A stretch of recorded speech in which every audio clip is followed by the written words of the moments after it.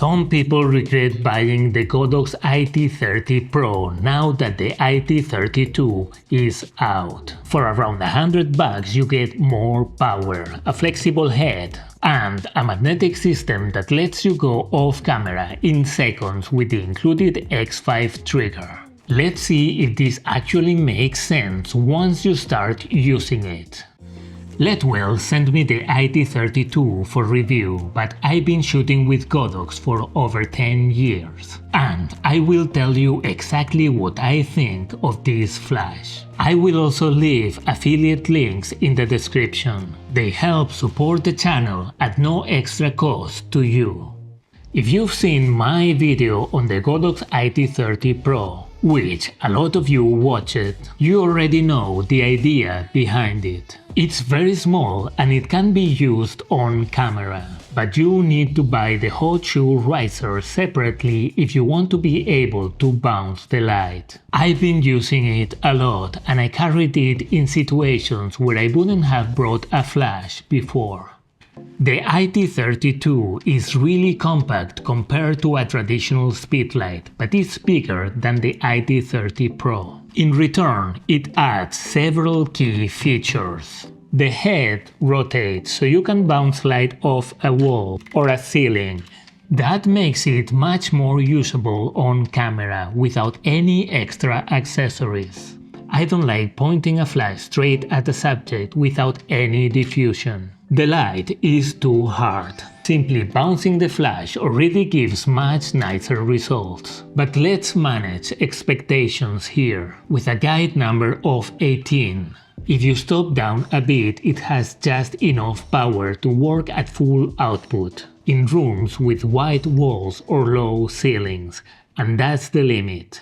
The upside is that even at full power the recycling time is a second and a half, and it's even quicker at lower outputs. You can get roughly 500 full power flashes out of it, and that's really good for a flash this compact. What I really like about tiny flashes like this is that they don't scream professional photographer in the room. Paired with my compact A7C II, the setup is pretty low-key. You can bring it into everyday situations without drawing attention.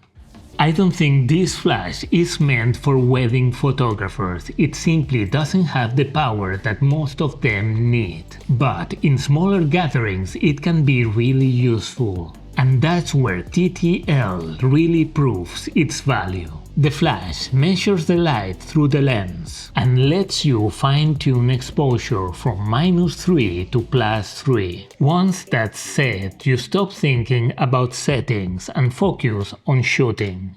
And here is the most unexpected part. It uses a magnetic system, so the flash can be easily detached from the hot shoe, which is actually a trigger.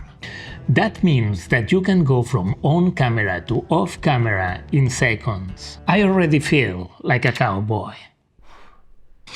My name is Jose Alcoy and I share tips and reviews on off-camera flash photography. You can grab my free one light setup guide for dramatic portraits. The link is in the description.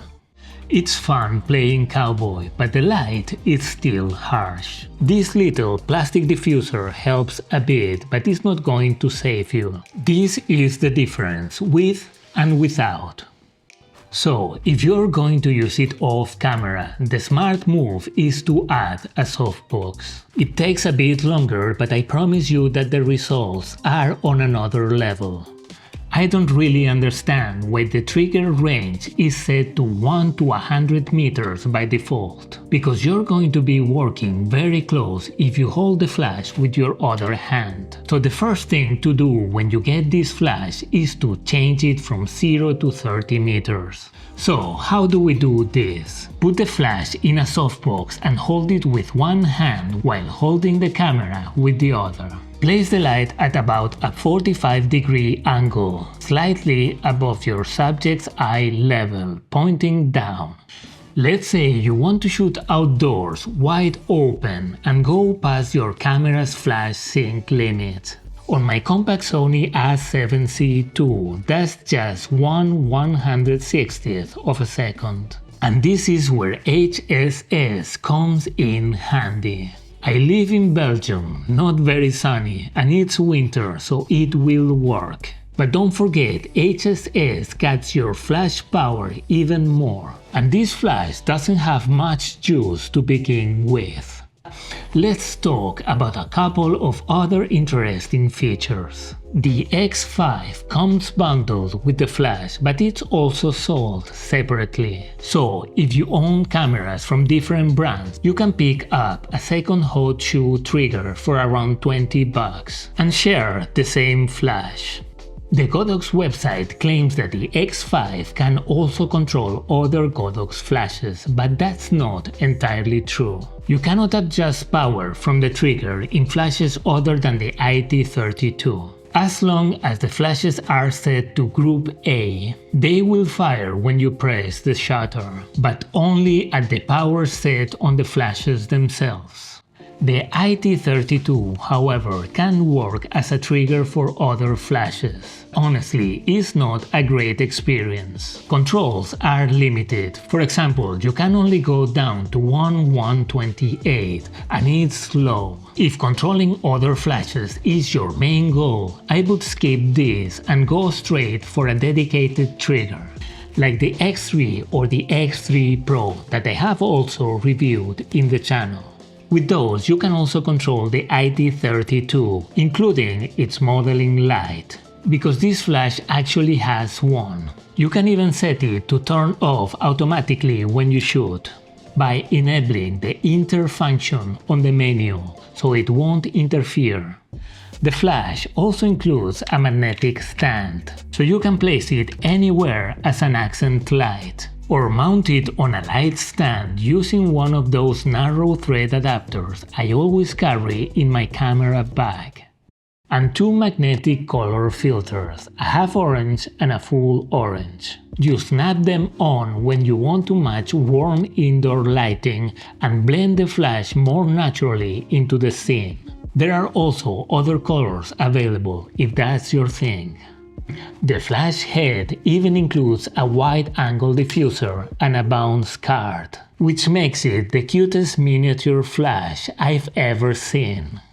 So to wrap this up, the IT30 is smaller, so for some people that might be enough of a reason to prefer it. But for most users, I think the IT32 is simply a more complete and usable package. But let's manage expectations. This flash isn't very powerful. It's not designed for complex setups or demanding professional work. That said, I think the IT32 is a great first step into flash photography. You don't need a separate trigger and it works straight out of the box. Even if you already own bigger lights, there are times when you will simply prefer to leave them home and bring this one along. But if you're buying your first flash and you know that you will need more power, it makes sense to jump straight into something like the V480. Just keep in mind that it's bigger and you will need a separate trigger to use it off camera.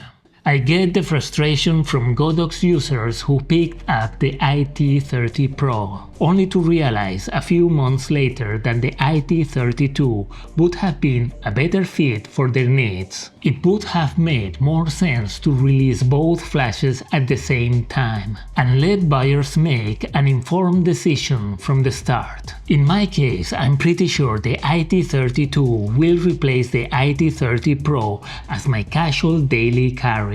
If you want to check it out, feel free to use my affiliate links below. Just pick your system: Sony, Canon, Nikon, Fujifilm or Olympus. There's even a Leica version coming soon. Still not sure which one to choose? Here you can watch my full review of the V480. I've been using it quite a lot since I got it.